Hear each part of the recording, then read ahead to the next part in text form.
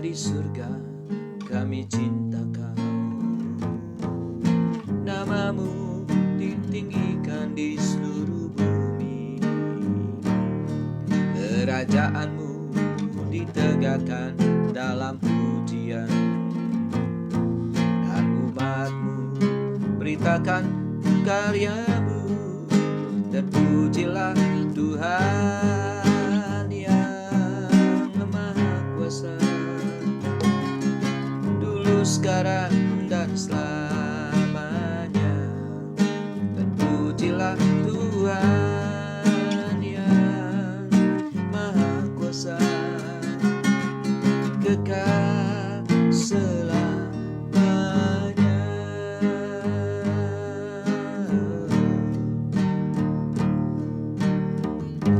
Bapa di surga, kami cinta Kau.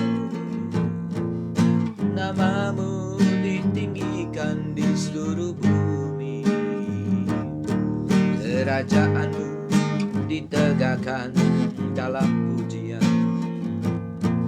Dan umatmu beritakan karyamu. Terpujilah Tuhan yang Maha Kuasa,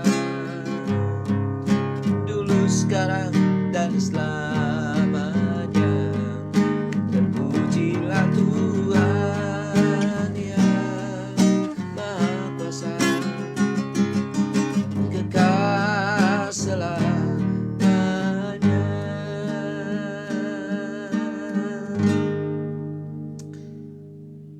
Biarlah saudara-saudara, ini bukan sekedar lagu ya, tapi benar-benar kita mencintai Bapa di surga dan meninggikan namanya selalu dalam kehidupan ini, saudara sekalian.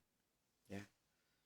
Nah, termasuk di hari yang baru ini, hari Selasa tanggal 25 Januari tahun 2022, mari kita berjalan bersama Bapa di surga. Tambahkanlah ya, saudara sekalian, kasih kita kepadanya, tambahkanlah takut kita kepadanya. Ya, kita menyerahkan seluruh kehidupan kita kepada Tuhan. Biar Bapa di surga dimuliakan di dalam hidup ini sepanjang hidup kita. Ya, sampai nafas kita semua yang terakhir. Nyanyikan lagu ini sekali lagi. Bapa di surga, kami cinta Kau. Namamu ditinggikan di seluruh bumi.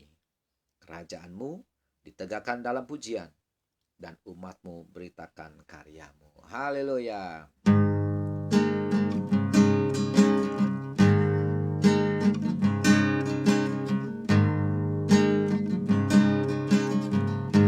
Bapa di surga, kami cinta Kau. Namamu ditinggikan di seluruh bumi. Kerajaanmu ditegakkan dalam pujian, dan umatmu beritakan karyamu. Terpujilah Tuhan yang Maha Kuasa, dulu, sekarang, dan selamanya. Terpujilah Tuhan yang Maha Kuasa, kekal selamanya. Terpujilah Tuhan yang Maha Kuasa, dulu, sekarang, dan selamanya. Terpujilah Tuhan yang Maha Kuasa, kekal selamanya. Kekal selamanya. Kekal selamanya.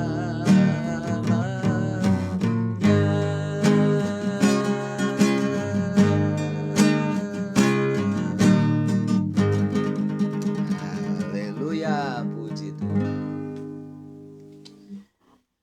Ya, saudara sekalian, kiranya Tuhan memberkati kita semua ya. Memberkati dengan apa, saudara-saudara? Yang paling penting hidup kita diberkati itu dengan hadiratnya. Kehadiran Tuhan itu dalam hidup ini sangat penting, paling penting. Dan kalau itu terjadi, itu berkat Tuhan paling besar, saudara-saudara. Ya, mari kita minta diberkati. Diberkati dengan kehadiran Tuhan. Kalau ada Tuhan hadir, pasti ada damai sejahtera. Ada sukacita, ada kebahagiaan, ada ketenangan batin. Ya, saudara sekalian. Nah, kalau Tuhan hadir, kira-kira berkat-berkat jasmani diberikan apa tidak? Pasti diberikan. Jadi, saudara, kalau kita berdoa minta berkat itu, jangan melulu pikiran kita kepada berkat jasmani terus. Inilah kekeliruan kita. Kita seringkali mintanya apa? Berkat, mujizat, berkat, mujizat, berkat, mujizat. Keberhasilan, usaha yang maju, ya, sukses, dan sebagainya. Ya memang semuanya bagus kalau kita dapatkan, saudara. Tapi sebetulnya itu bukan berkat yang utama, saudara. Bukan. Itu belakangan itu. Berkat yang paling utama, yang paling penting dalam kehidupan kita adalah Tuhan hadir dalam hidup kita, saudara. Itu, ya, itu paling penting. Kalau itu didapatkan, maka semuanya pasti didapatkan. Nah, ada banyak orang, saudara-saudara, tidak mengutamakan kehadiran Tuhan dalam dirinya. Yang diutamakan adalah berkat-berkat materi terus. Pikirannya tuh uang terus, saudara-saudara, ya. Pikirannya tuh hal-hal duniawi terus, saudara-saudara. Tuhan tahu kok apa yang kita butuhkan. Ya, saudara tidak minta juga Tuhan tahu. Tapi marilah kita sekarang belajar jadi lebih dewasa lagi di dalam Tuhan. Orang-orang yang dewasa dalam Tuhan, permintaan yang diajukan kepada Tuhan yang utama bukanlah berkat dan mujizat, tapi hadiratnya, kepenuhan Roh Kudus, pimpinan Roh Kudus, penguasaan Roh Kudus Allah atas dirinya. Itu yang diminta, saudara-saudara. Itu yang utama. Roh takut akan Tuhan yang diminta. Hati yang mengasihi Tuhan, hati yang mencintai Tuhan. Itu yang diminta. Sebab kalau ini didapatkan, maka yang materi-materi itu dengan sendirinya otomatis kita tidak minta juga Tuhan beri kok. Ya, saudara sekalian. Jadi ayo kita lebih dekat kepada Tuhan, lebih takut akan Tuhan, ya, lebih cinta Tuhan, dan biarkan serta rindukan Tuhan hadir selalu dalam hidup kita setiap hari, termasuk di hari ini. Oke, baik. Bapak, Ibu, saudara-saudara dimanapun berada, salam sejahtera dalam kasih Tuhan Yesus. Senang sekali kita dapat jumpa kembali dalam renungan pagi hari ini, hari Selasa tanggal 25 Januari tahun 2022. Tentunya sebentar kita akan beraktivitas, bekerja, berusaha, dan lain sebagainya. Tapi biarkan lebih dahulu firman Tuhan memimpin hidup kita, supaya kita tidak salah jalan. Ya, oke, saudara sekalian, kita mau dengar firman Tuhan. Tapi kita berdoa terlebih dahulu. Bapa yang baik, Bapa di dalam surga, kami rindu firman-Mu Tuhan. Karena itu berikanlah firman-Mu kepada kami, untuk menuntun kami hidup di dalam kebenaran. Urapilah dan pakai hamba-Mu untuk dapat memaparkan firman-Mu ini, sehingga menjadi berkat bagi semua saudara-saudara yang hadir, yang mengikuti, yang mendengarkan renungan pagi hari ini. Mampukan juga Tuhan untuk kami melakukannya, karena kami rindu menyukakan hati Tuhan. Di dalam nama Yesus kami berdoa. Amin. Baik, saudara-saudara, kita lanjut lagi. Ya, pembahasan kita belum selesai. Sedikit lagi, saudara-saudara, ya. Itu dalam Injil Lukas pasal 2, bagian terakhir. Kita kemarin membahas ayat 40. Berarti hari ini kita bahas ayat 41 sampai 52. Tapi saya ulang sedikit ayat 40 yang kemarin kita sudah bahas. Lukas 2 ayat 40. Begini firman Tuhan. Anak itu bertambah besar. Siapa anak itu? Yesus. Waktu itu Yesusnya masih kecil. Dia bertambah besar dan menjadi kuat, kata firman Tuhan. Kemudian, penuh hikmat dan kasih karunia Allah ada padanya. Saudara-saudara perhatikan di sini, ada kalimat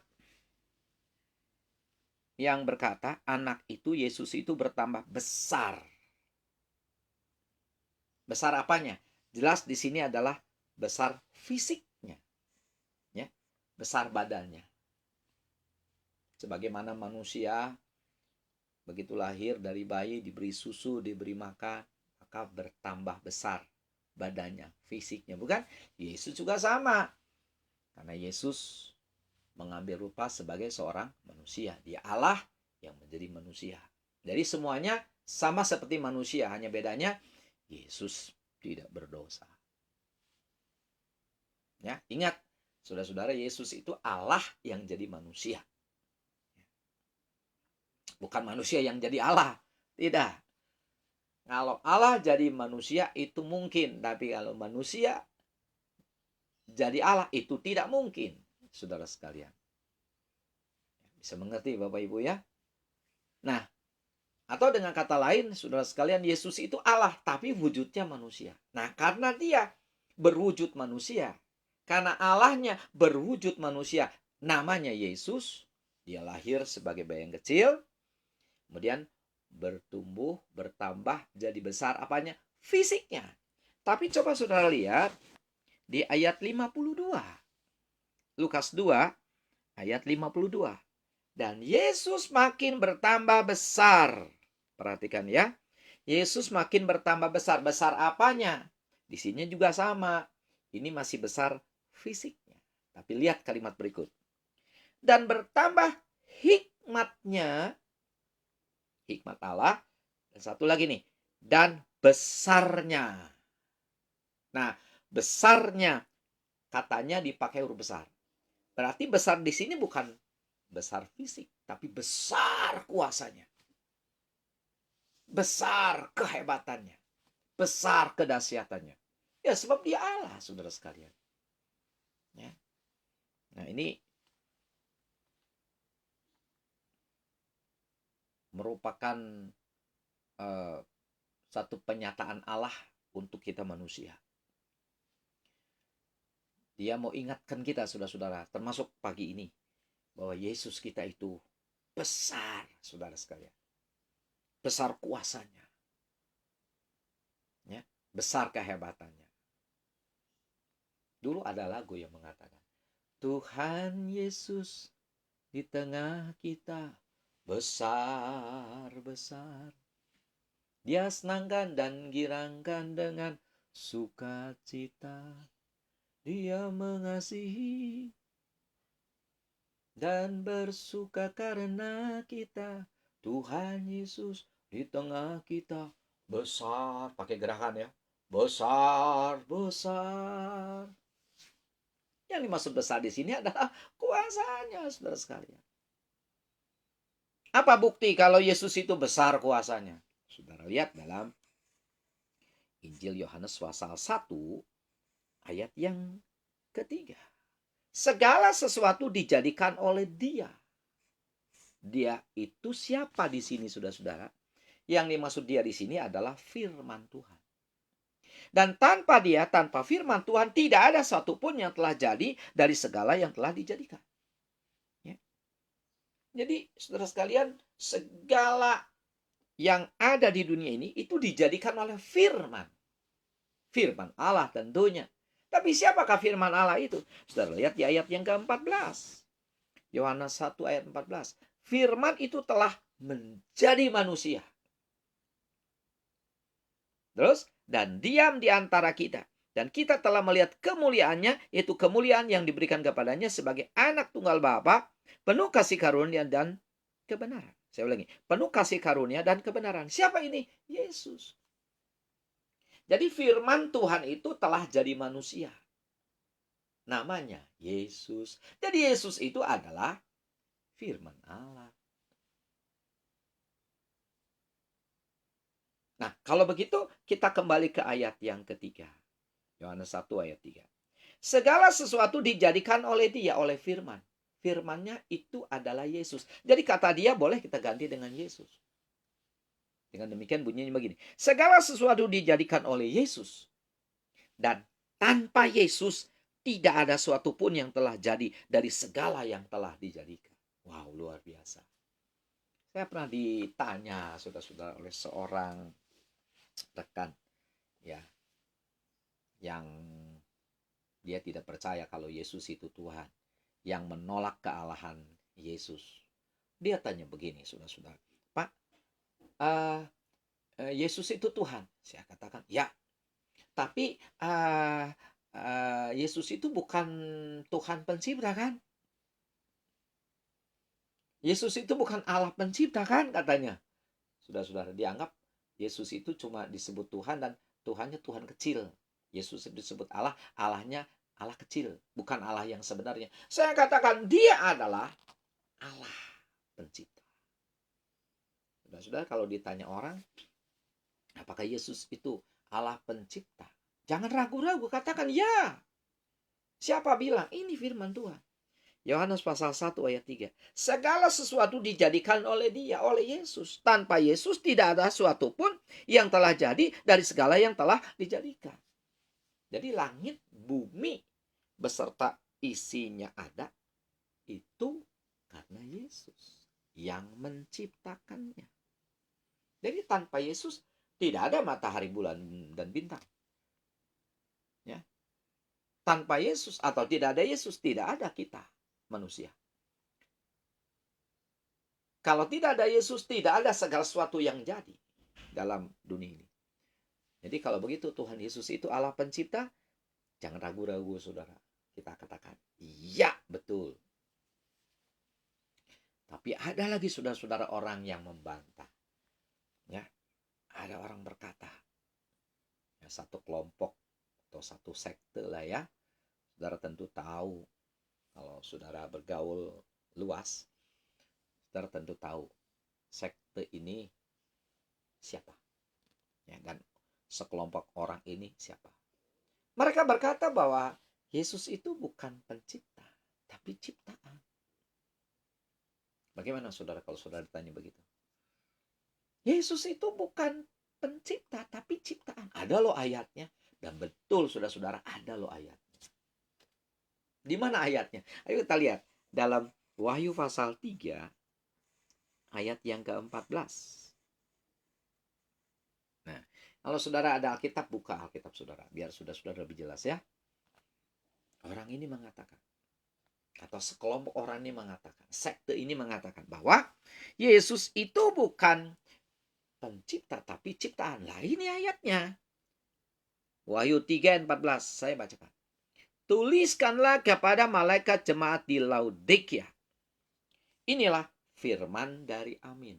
Amin di sini siapa? Nama lain dari Yesus. Jadi Yesus itu disebut Amin. Banyak sih nama Yesus ya. Saudara-saudara, sebutan untuk Yesus itu banyak. Nah, salah satunya Amin. Kemudian, saksi yang setia dan benar. Siapa ini? Saksi yang setia dan benar. Yesus juga. Jadi Yesus itu selain disebut Amin, dia juga disebut saksi yang setia dan benar. Nah, ini yang terakhir, saudara. Perhatikan baik-baik. Permulaan dari ciptaan Allah. Dari Yesus, jadi Yesus itu adalah permulaan dari ciptaan Allah. Sudah mengerti? Permulaan dari ciptaan Allah. Kata mereka, permulaan dari ciptaan Allah itu adalah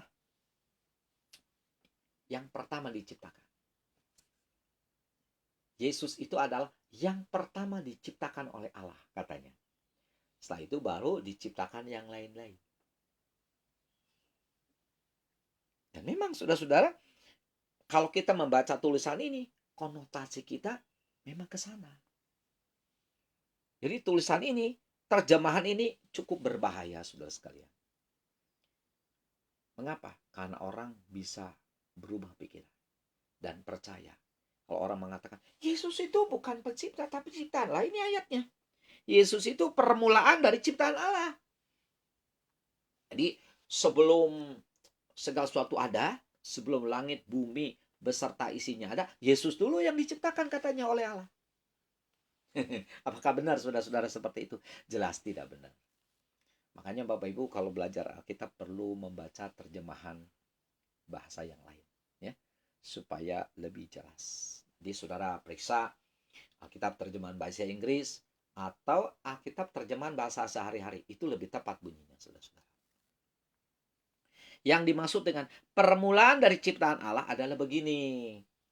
Yesus itu sumber dari segala yang diciptakan oleh Allah. Begitu loh. Ya. Jadi segala sesuatu ada, sumbernya tuh Yesus, begitu. Jadi tanpa Yesus ya nggak ada ya segala sesuatu itu. Tanpa Yesus ya nggak ada langit bumi beserta isinya. Tidak ada Yesus, ya tidak ada saya, tidak ada saudara, tidak ada manusia, tidak ada hewan. Tidak ada segala sesuatu. Maksudnya itu. Atau kalau saudara baca terjemahan dalam bahasa Inggris, Yesus itu merupakan inspirasi dari segala sesuatu yang dijadikan. Begitu. Yesuslah sumber dari segala sesuatu yang ada di muka bumi ini. Baik di bumi, baik di surga. Jadi kalau begitu saudara-saudara, Yesus itu besar, bahkan maha besar. Ya nggak salah. Kalau Injil Lukas menulis besar, apanya? Kuasanya. Bukan cuma besar fisiknya, tapi besar kuasanya. Dan yang paling penting besar kuasanya, saudara-saudara.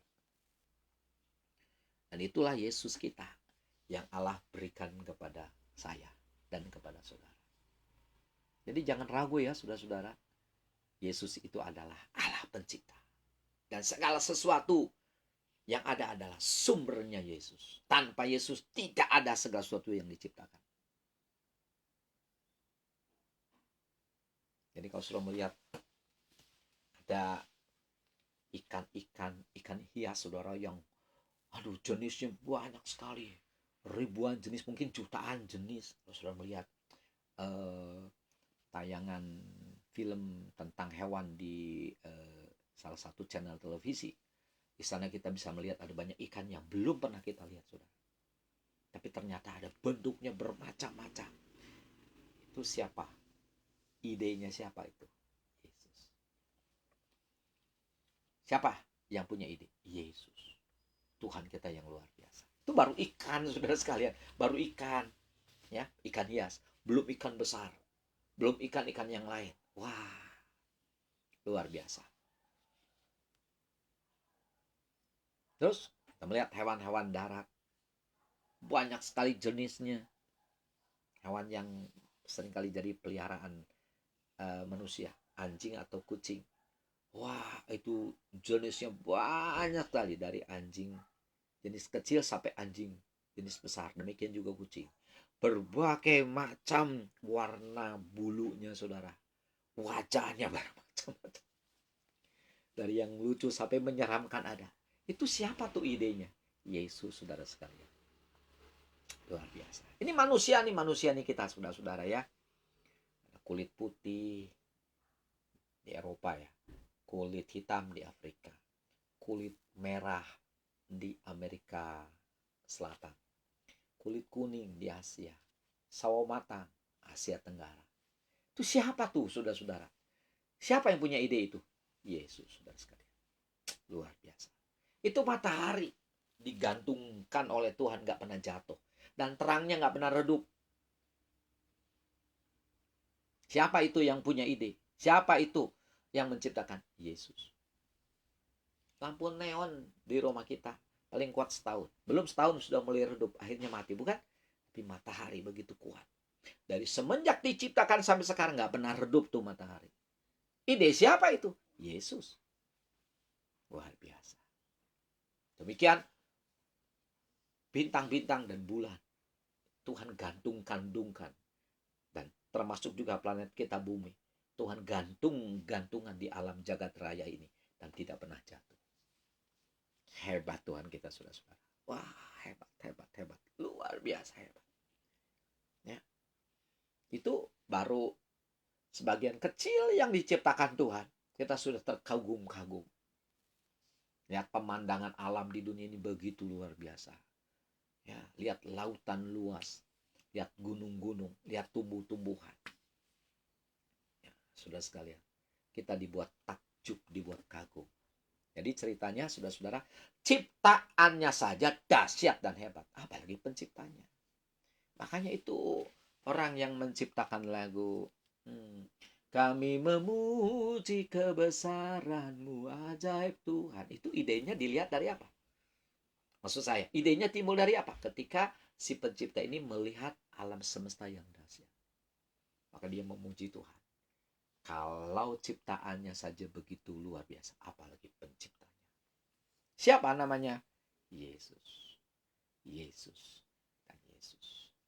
Jadi tidak salah kalau Lukas menulis besar. Apa yang besar? Kuasanya, kehebatannya. Nah, lalu sekarang saudara-saudara, kita terapkan dalam kehidupan kita sehari-hari. Ya. Apakah kebesaran Tuhan Yesus itu hanya dinyatakan lewat alam semesta, alam jagat raya ini saja? Tentu tidak. Apakah kebesaran Tuhan itu hanya untuk dirinya sendiri saja? Tentu tidak. Dan kebesaran Tuhan Yesus itu dia berikan juga untuk kita. Artinya dia nyatakan juga untuk saudara dan saya. Maka itu berbahagialah orang yang ada di dalam Tuhan Yesus Kristus. Dia akan menikmati kebesaran Tuhan dalam dirinya. Rugi saudara, kalau orang tidak di dalam Yesus. Rugi besar. Kasihan mereka. Bahkan sekarang kita lihat ya, ada orang mengolok-olok Yesus, menghina Yesus, menghujat Yesus. Ya, wah, Tuhan Yesus dicaci maki saudara-saudara habis-habisan. Ya, sekali waktu mereka akan menyesal. Sekarang belum. Nanti sekali waktu mereka akan menyesal dan mereka bakal tahu kalau Yesus itu Tuhan. Kita mengatakan setiap lutut bertulut, setiap lidah mengaku Yesus itu Tuhan. Tapi terlambat pengakuan mereka. Tapi tidak terlambat untuk kita. Kita mengaku Yesus itu luar biasa. Nah, siapa yang mengaku Yesus luar biasa? Siapa yang percaya kepada Tuhan Yesus? Siapa yang mengaku Yesus itu ajaib? Dia akan mengalami banyak keuntungan dalam dirinya. Sebab kebesaran Tuhan, kehebatan Tuhan akan dinyatakan juga dalam dirinya. Dalam diri saya dan dalam diri saudara. Haleluya, puji Tuhan. Bapak Ibu, Tuhan tahu kita hidup dalam dunia ini banyak sekali kendala, banyak sekali masalah, banyak sekali persoalan, bukan? Ya, bahkan kadang-kadang masalah satu belum selesai, datang yang kedua, datang yang ketiga. Kita tidak berdaya. Jangan masalah yang besar, saudara-saudara. Oleh masalah yang kecil saja seringkali kita tidak berdaya. Betapa lemahnya kita, betapa terbatasnya kita. Tapi jangan khawatir. Saudara, saya punya Yesus. Yesus yang besar dan maha besar. Nah, kebesarannya itu akan ditunjukkan kepada kita untuk menolong kita. Itu sebabnya saudara-saudara, siapa di antara Bapak Ibu yang saat ini sedang susah, menderita, sakit, bingung, tidak tahu mesti berbuat apa, jalan buntu, menghadang, ya, nggak usah khawatir. Nggak usah khawatir. Saudara dan saya punya Yesus yang besar, saudara-saudara. Nah, kalau langit bumi beserta isinya diciptakan hanya dengan firman-Nya, semuanya ada, apalagi cuma menyelesaikan masalah kita. Nggak ada apa-apanya, saudara-saudara. Kenapa kita mesti bimbang dan takut? Ayo kita berharap kepada Tuhan. Tapi memang Bapak Ibu, saudara sekalian, kalau kita mau ditolong Tuhan, kalau kita mau menikmati kebesarannya setiap hari, kalau kita mau menikmati janjinya yang digenapi dalam kehidupan kita sehari-hari, kita harus hidup benar di hadapan Tuhan, Bapak Ibu. Ya, kita harus hidup kudus di hadapan Tuhan. Nah, kalau saudara-saudara hidup dalam dosa, hidup kacau, hidup melawan firman Tuhan, ya jangan harap ada kebesaran Tuhan dinyatakan dalam hidup ini. Nah, inilah salahnya umat Tuhan, saudara-saudara. Banyak orang Kristen, banyak umat Tuhan hidup dalam dosa tapi minta berkat. Hidup dalam dosa tapi minta kuasa Tuhan. Hidup dalam dosa tapi minta mujizat. Nggak bisa. Yesaya 59 ayat 1 dan 2 mengatakan, Allah itu punya tangan panjang untuk menjangkau kita dan menolong kita. Allah itu punya telinga begitu tajam untuk mendengar doa kita. Tapi yang bikin pemisah antara kita dengan Allah itu siapa? Atau apa? Jawabannya adalah dosa dan kejahatan kita. Nah, jadi saudara-saudara, kalau kita hidup dalam dosa, hidup di dalam kejahatan, jangan berharap kebesaran Tuhan itu nyata dalam hidup ini. Dan itu sebabnya pula kalau ada di antara Bapak Ibu saat ini yang mengikuti, yang menonton renungan ini, hidup dalam dosa, hidup di dalam kejahatan, hidup di dalam hal-hal yang tidak berkenan kepada Allah, bertobat dulu. Minta ampun dulu kepada Tuhan. Ya. Dan jangan berbuat dosa lagi. Kalau kita saudara-saudara hidup di dalam kebenaran, hidup di dalam kekudusan, Tuhan pasti menunjukkan kuasanya buat kita. Tuhan sudah berkata, carilah dahulu kerajaan Allah dan kebenarannya. Nah, jadi kebenaran Allah itu mesti ada di dalam kita. Kebenaran kerajaan surga itu mesti ada di dalam kita. Artinya kita harus hidup benar dulu. Maka semuanya ditambahkan. Semuanya itu artinya hal-hal kebutuhan kita yang di dunia, termasuk mujizat dan berkat, Tuhan akan berikan kepada kita. Itu soal kecil semua. Ya, bahkan saudara, saya berani berkata, kalau kita hidup benar, saudara nggak minta berkat juga Tuhan kasih berkat. Kalau kita hidup kudus berkenan kepada Tuhan, saudara tidak minta mujizat juga Tuhan beri mujizat. Itu firman Tuhan katakan. Ya. Jadi solusi menghadapi masalah itu apa saudara? Hidup benar saja di hadapan Tuhan. Solusi menghadapi sakit penyakit, menghadapi orang jahat, menghadapi fitnah. Hiduplah terus di dalam kebenaran. Itu saja. Nanti Tuhan bela saudara. Tuhan tidak mungkin berpihak kepada orang tidak benar. Nah, sebaliknya Tuhan pasti berpihak kepada orang benar. Nah, kalau kita jadi orang benar, Tuhan pasti berpihak kepada kita. Roma 8 ayat 31 mengatakan, kalau Tuhan berpihak kepada kita, siapa lawan kita? Nggak ada. Nggak ada. Nah, inilah kesalahan kita, saudara-saudara. Kita hidup kurang benar seringkali di hadapan Tuhan. Yesus memang besar. Tapi kita dituntut hidup benar. Maka kebesarannya Yesus itu akan nyata dalam hidup kita. Itu saudara-saudara. Ya. Tuhan Yesus memang hebat dan maha kuasa, tapi kita nggak boleh hidup seenaknya. Tuhan Yesus menyediakan dirinya untuk menolong kita. Ya. Dan baginya tidak ada perkara mustahil. Itu benar, tapi kita tidak boleh hidup sembarangan, saudara sekalian. Hidup seenak-enak sendiri. Nggak bisa.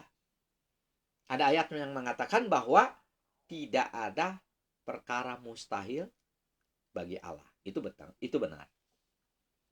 Tapi juga saudara-saudara, ada ayat yang mengatakan tidak ada perkara mustahil bagi orang percaya. Ya kan? Saudara dan saya orang percaya, bukan?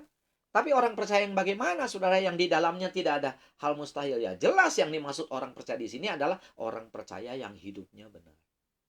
Periksa diri, kita sudah benar apa belum?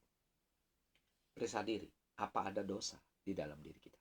Periksa diri, apa kita suka melawan Tuhan? Periksa diri, saudara, apakah kita hidup bertentangan dengan firman Tuhan? Kalau kita, saudara-saudara, hidup tidak sesuai dengan firman Tuhan, maka maaf, saudara. Itu ayat yang mengatakan tidak ada perkara mustahil bagi orang percaya. Itu tidak berlaku bagi kita. Ayat itu berlaku bagi setiap orang percaya, tapi orang percaya yang hidupnya benar dan berkenan kepada Tuhan. Jadi mohon maaf Bapak Ibu, saudara-saudara, kalau hidup kita tidak benar, ayat itu bukan untuk kita. Bertobat dulu, minta ampun dulu. Begitu kita bertobat, minta ampun, Tuhan akan nyatakan kuasanya buat kita. Ya, saudara sekalian. Puji Tuhan. Siapa orangnya yang hidupnya benar, yang tidak ditolong Tuhan? Nggak ada. Siapa umatnya yang hidupnya berkenan kepada Tuhan, yang tidak ditolong Tuhan? Tidak ada. Daud orang benar, tapi dia pernah jatuh dalam dosa. Ketika dia jatuh dalam dosa, Tuhan mengancam. Ada hukuman buat Daud. Tapi begitu Daud bertobat, tidak berbuat dosa lagi. Nah, kembali kasih Tuhan itu Daud rasakan. Ya, saudara sekalian. Dan apakah ketika Daud bertobat, selanjutnya dia berbuat dosa lagi? Tidak. Demikian juga kita. Kalau kita sudah diampuni Tuhan, jangan berbuat dosa lagi. Begitu saudara sekalian. Maka Kuasa Tuhan yang besar itu, kehebatan Yesus yang ajaib itu akan ditunjukkan kepada kita. Membuat kita itu bahagia dalam dunia ini. Dan kehebatan Tuhan Yesus itu menjamin kita selama hidup dalam dunia. Bahkan sampai di surga. Jadi umat Tuhan yang hidupnya berkenan kepada Tuhan itu bahagianya di dunia dan di surga. Di dunia saja saudara yang penuh khususan begini, Tuhan jamin hidupnya, Tuhan bikin bahagia. Apalagi di surga. Lebih bahagia lagi.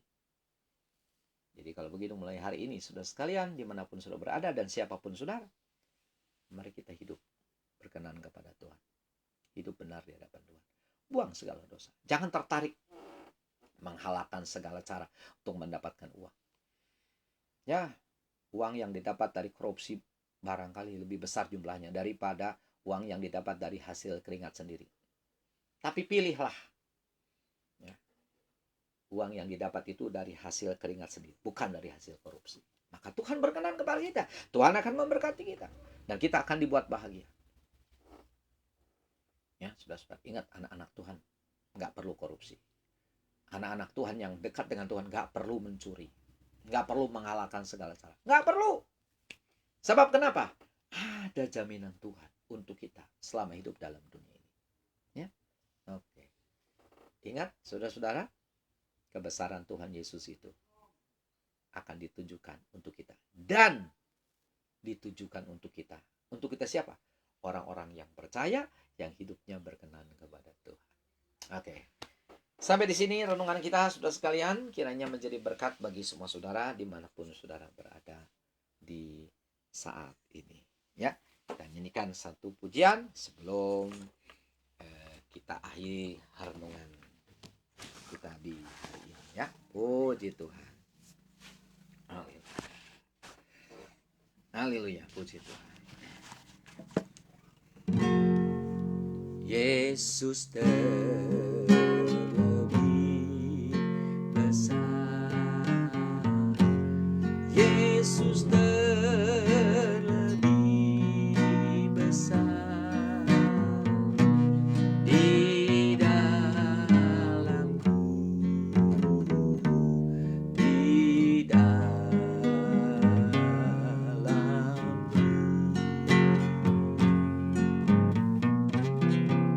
Yesus terlebih besar, Yesus terlebih besar di dalamku selama-lamanya,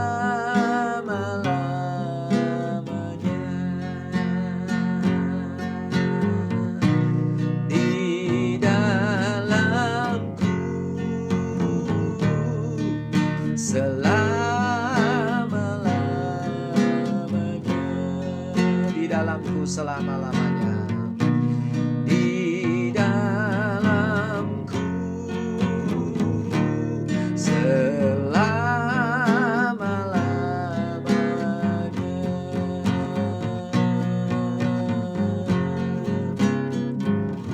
Siapa di antara Bapak Ibu yang saat ini sedang sakit, menderita, ada kesulitan, kesukaran, jalan buntu dan sebagainya, jangan khawatir. Yesus kita besar. Asal kita berkenan kepada Tuhan, asal kita bertobat sungguh-sungguh, asal kita hidup sesuai firman Tuhan, pasti pertolongan itu nyata buat kita. Kebesaran Yesus itu akan kita rasakan setiap hari sampai nafas kita yang terakhir. Mari kita berdoa. Bapa yang baik, kami bersyukur untuk firman-Mu yang sudah mengingatkan kami Tuhan. Engkau Allah kami yang besar, Allah di dalam Yesus Kristus yang maha ajaib. Tuhan terima kasih. Terima kasih kami dikuatkan firman-Mu. Hanya ya Tuhan ampunilah kami kalau mungkin hidup kami tidak benar. Barangkali hidup kami melawan firman Tuhan. Hidup kami hidup di dalam dosa. Tuhan ampuni kami. Kuduskan kami, mampukan kami Roh Kudus untuk kami bertobat sungguh-sungguh. Karena ada keuntungan yang besar kalau kami hidup benar, hidup berkenan di hadapan Tuhan. Yesus Maha Besar itu akan ditunjukkan kepada kami. Seperti firman-Mu sudah katakan itu. Membuat hidup kami bahagia ya Bapa. Terima kasih Tuhan Yesus. Tolonglah saudara-saudara kami yang saat ini sedang sakit, yang menderita, atau ada kesusahan, ada masalah, ada jalan buntu, kesulitan, kesukaran. Tuhan, berkati mereka dan tolong mereka Tuhan di dalam nama Yesus. Nyatakan kuasa-Mu ya Tuhan. Biar mereka berkemenangan bahkan lebih daripada menang. Seperti yang Tuhan janjikan dalam firman-Mu. Hamba-Mu sudah berhenti bicara Bapa. Tapi ingatkan firman-Mu di dalam hati dan pikiran kami supaya kami tidak jatuh dalam dosa. Melainkan kami boleh hidup berkenan di hadapan Tuhan. Dalam nama Yesus kami berdoa. Amin. Itulah saudara-saudara renungan kita di pagi hari ini. Tuhan memberkati kita semua dan kita jumpa lagi nanti pukul 22 dalam renungan malam. Ya, saudara sekalian, selamat bekerja, selamat berhari Selasa ya. Sukses untuk semua saudara. Dan jangan lupa Bapak Ibu, kita harus selalu takut akan Tuhan. Shalom.